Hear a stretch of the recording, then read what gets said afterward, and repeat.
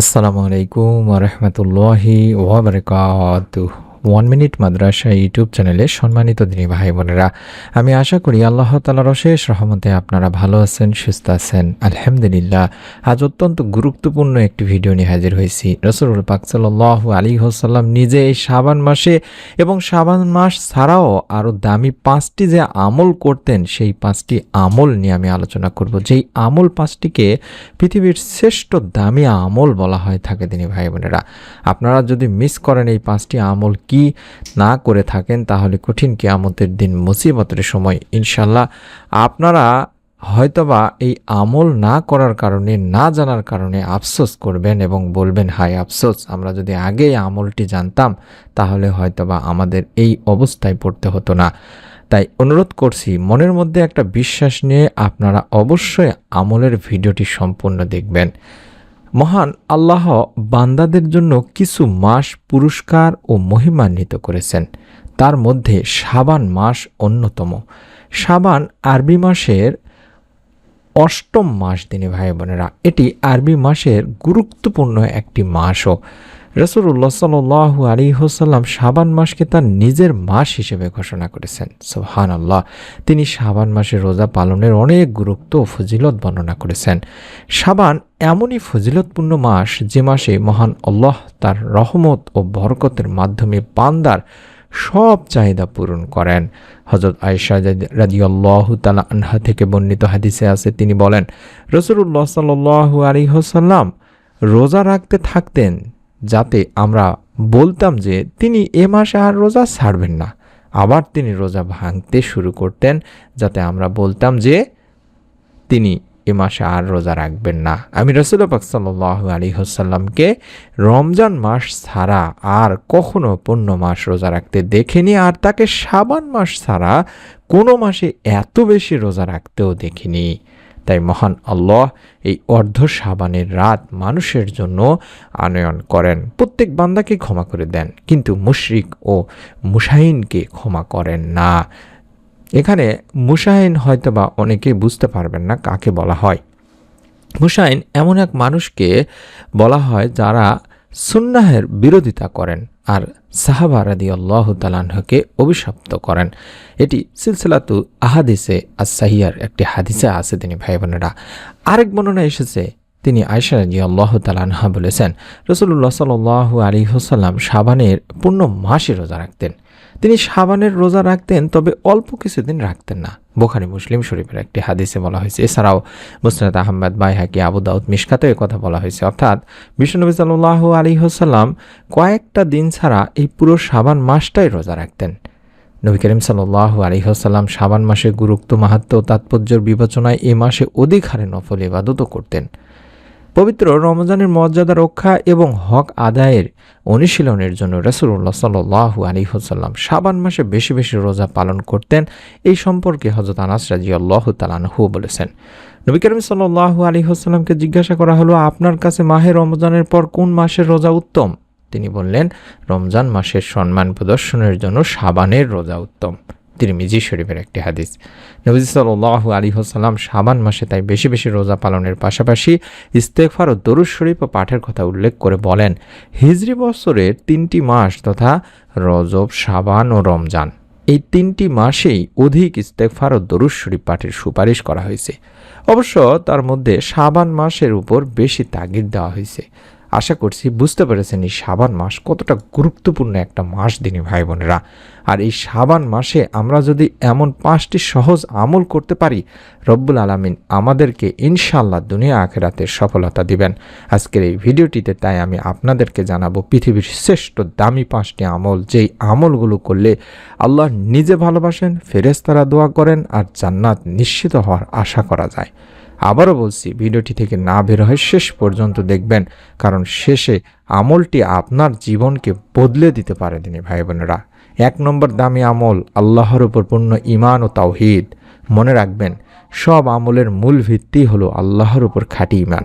আল্লাহ তাআলা বলেন, নিশ্চয়ই আল্লাহ শিরক ক্ষমা করেন না, কিন্তু এর নিচে যা আছে তা যাকে চান ক্ষমা করেন। সূরা নিসাতে বলা হয়েছে। ঈমান ছাড়া নামাজ, রোজা, হজ কোনোটাই কবুল হবে না।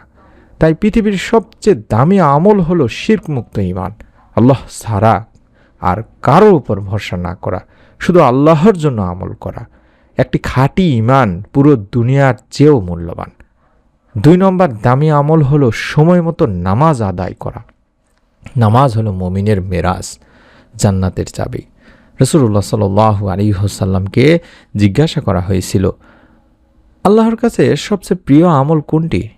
তিনি বললেন, সময় মতো নামাজ আদায় করা। বুখারী মুসলিম শরীফের একটি হাদিস। খেয়াল করুন, নফল নয়, রোজা নয়, হজ নয়, বরং সময় মতো ফরজ নামাজ আদায় করাকে বলা হয়েছে। তাই যে ব্যক্তি নামাজ ঠিক করে নেয়, আল্লাহ রাব্বুল আলামিন তার জীবন ঠিক করে দেন। 3 নম্বর দামি আমল বাবা মায়ের খেদমত ও সন্তুষ্টি। আপনি কি জানেন বাবা মা খুশি হলে আল্লাহ খুশি হন? রাসূল সাল্লাল্লাহু আলাইহি ওয়াসাল্লামও বলেছেন, আল্লাহর সন্তুষ্টি বাবা মায়ের সন্তুষ্টির মধ্যে, আর আল্লাহর অসন্তুষ্টি বাবা মায়ের অসন্তুষ্টির মধ্যে। তিরমিজি শরীফের একটি হাদিস। অনেক মানুষ রাতে তাহাজ্জুদ পড়ে কিন্তু বাবা মায়ের সাথে খারাপ ব্যবহার করে। মনে রাখবেন, বাবা মার দোয়া জান্নাতের শর্টকাট হিসেবে, আবার বাবা মার কান্না ধ্বংসের রাস্তা। পৃথিবীর অন্যতম দামি আমলই হলো এই বাবা মায়ের খেদমত করা। 4 নম্বর দামি আমল আল্লাহর জিকির ও কোরআন তেলাওয়াত। যে জিহ্বা আল্লাহর জিকিরে ভিজে থাকে, সে জিহ্বা কখনো জাহান্নামে পুড়বে না, আশা করা যায় ইনশাআল্লাহ। রাসূল সাল্লাল্লাহু আলাইহি ওয়াসাল্লাম বলেছেন, আমি কি তোমাদের সর্বোত্তম আমলের কথা বলবো না? সাহাবারা বললেন, অবশ্যই বলুন। তিনি বললেন, আল্লাহর জিকির। তিরমিজি শরীফের একটি হাদিস। অল্প আমল কিন্তু সওয়াব পাহাড় সম। সুবহানাল্লাহ, আলহামদুলিল্লাহ, আল্লাহু আকবার, লা ইলাহা ইল্লাল্লাহ, এগুলা অত্যন্ত পাওয়ারফুল আমল। তিনি ভাই বোনেরা, হয়তো আবার সহজেই পড়া যায় জন্য অনেকে মনে করেন এই আমলের কোনো মূল্যই নেই, কিন্তু না, এই আমল এতটাই পাওয়ারফুল আমল যা আপনি করলে দুনিয়া আখিরাতের ফল আপনি পাবেন ইনশাল্লাহ। আর কোরআন পড়লে তো প্রতিটি অক্ষরেই 10টি করে নেকি পাওয়া যাবে। সর্বশেষ 5 নম্বর দামি আমল যেটা, সেটা হলো খাঁটি তওবা ও গুনাহ থেকে ফিরে আসা। সবচেয়ে আশ্চর্যের আমল হলো তওবা। একজন মানুষ সারা জীবন গুনাহ করে, শেষ মুহূর্তে যদি তওবা করে, আল্লাহ সব গুনাহ মাফ করে দেন। সুবহানাল্লাহ। আল্লাহ বলেন, হে আমার বান্দারা, তোমরা আল্লাহর রহমত থেকে নিরাশ হয়ো না। আল্লাহ রাসূল সাল্লাল্লাহু আলাইহি ওয়াসাল্লামও বলেছেন, গুনাহ থেকে তওবা করা ব্যক্তি এমন যেন সে কোনো গুনাহই করেনি। এটি ইবনে মাজাতে বলা হয়েছে। তওবা এমন এক আমল যা একজন জাহান্নামীকে জান্নাতি পর্যন্ত বানিয়ে দিতে পারে। তাই আমাদের বেশি বেশি করে তওবা ইস্তেগফারের আমল করতে হবে দিনী ভাই বোনেরা। এই 5টি দামি আমল যদি আমরা জীবনে ধরে রাখতে পারি, ইনশাআল্লাহ দুনিয়াতেও শান্তি, আখিরাতেও শান্তি রব্বুল আলামিন ইনশাআল্লাহ দান করবেন। আর এই শাবান মাস রমজানের প্রস্তুতির শ্রেষ্ঠ সময়, যা রাসূল পাক সাল্লাল্লাহু আলাইহি ওয়াসাল্লামের সুন্নাহ অনুসরণে নফল রোজা, অধিক ইস্তেগফার, কোরআন তেলাওয়াত এবং মধ্য শাবানের রাত অর্থাৎ শবে বরাতের রাতে ইবাদতের মাধ্যমে কাটানো উচিত। আর এই 5টি আমল, যে আমলগুলো প্রধান আমল বলা হলো, সেই আমলগুলো নবী করিম সাল্লাল্লাহু আলাইহি ওয়াসাল্লাম নিজেও করতেন। এই 5টি আমল আমরাও করব ইনশাআল্লাহ। 1 নম্বর, অধিক নফল রোজা রাখা। রাসূল সাল্লাল্লাহু আলাইহি ওয়াসাল্লাম এই মাসে সবচেয়ে বেশি নফল রোজা রাখতেন। বিশেষ করে সোমবার, বৃহস্পতিবার এবং আইয়ামে বীজের রোজাগুলো রাখার চেষ্টা করবেন। 2 নম্বর, শবে বরাতের আমল অর্থাৎ 15 শাবান। শাবানের 14 তারিখ দিবাগত রাতকে মূলত শবে বরাতের রাত বলা হয় থাকে। এই রাতে নফল নামাজ পড়া, কোরআন তেলাওয়াত করা, জিকির আজকার করা, তওবা ইস্তেগফার করা আমাদের অবশ্য কর্তব্য, যেটা নবী করিম সাল্লাল্লাহু আলাইহি ওয়াসাল্লাম এর সুন্নাহ তিনি ভাই বোনেরা। 3 নম্বর, অধিক তওবা এবং ইস্তেগফার। যেটা বললাম, বিগত পাপের জন্য ক্ষমা চাওয়া এবং রমজানের পবিত্রতা অর্জনের জন্য নিজেকে প্রস্তুত করা, বেশি বেশি করে তওবা ইস্তেগফারের আমল করা।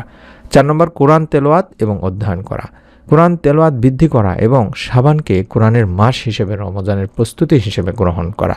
সর্বশেষ 5 নম্বর, কাজা রোজা আদায় করা। বিশেষ করে মা বোনেরা অবশ্যই কাজা রোজা আদায় করে নেবেন। আগের বছরের রমজানের কোনো রোজা বাকি থাকলে তা শাবান মাস শেষ হওয়ার আগে সম্পন্ন করার চেষ্টা করবেন। এই আমল 5টি নবী করিম সাল্লাল্লাহু আলাইহি ওয়াসাল্লাম নিজেও করতেন এই শাবান মাসে, এবং শ্রেষ্ঠ যে 5টি আমল শিখিয়ে দিলাম, সেই আমলগুলো আমরা কঠিন কিয়ামতের দিন মুসিবতের সময় আমাদের সবচাইতে কাজে লাগবে।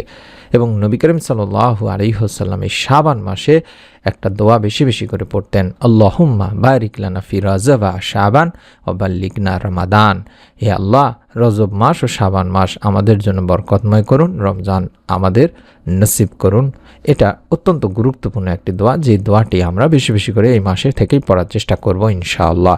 আবারও বলছি, আল্লাহুম্মা বারিক লানা ফি রজব ওয়া শাবান ওয়া বাল্লিগনা রমাদান। এভাবে বেশি বেশি করে পড়বেন। আশা করি আল্লাহ তাআলা আপনাকেও মাফ করে দেবেন।